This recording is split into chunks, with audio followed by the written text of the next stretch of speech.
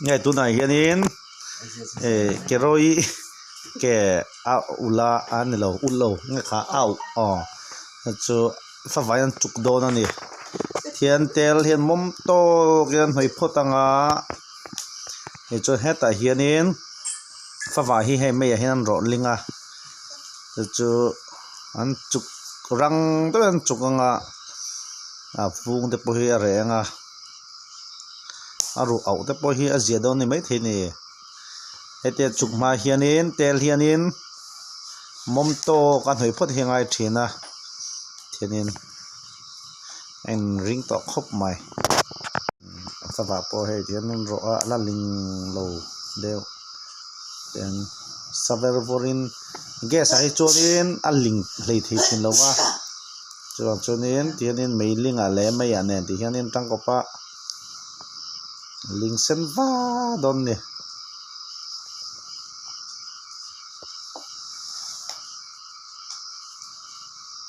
hết tiếng phật vả chụp trên hiện nên con hẹt tê lẽ ul địa tê thế mà hấp bún na chút chụp lỗ tur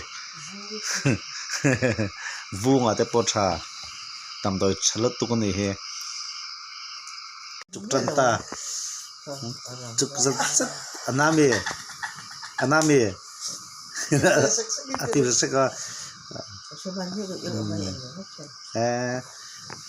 tu han với khả năng chụp chín phút ta cô var sep cô chụp han này cái rồi mà nè dara na trăng at thapal lâu mày rong kana duk vek mày havung boka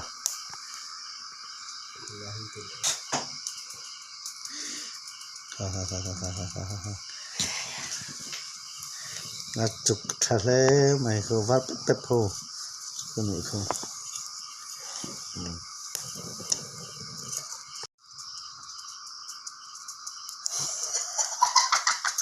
dám gì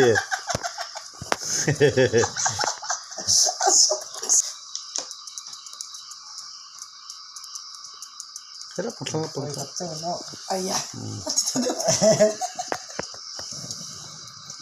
anh lình bỏ đấy màถึง trả từ về xí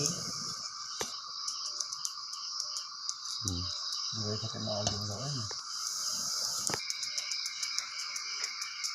lình lỗi được đất này ada sat lah dia nanti lah. Ada pengasar fixer sih. Rồi tôi mới thì khan. Tahu kan? Kalau ni cukup mana orang. At lain chục lối cái xia. Cukup lama.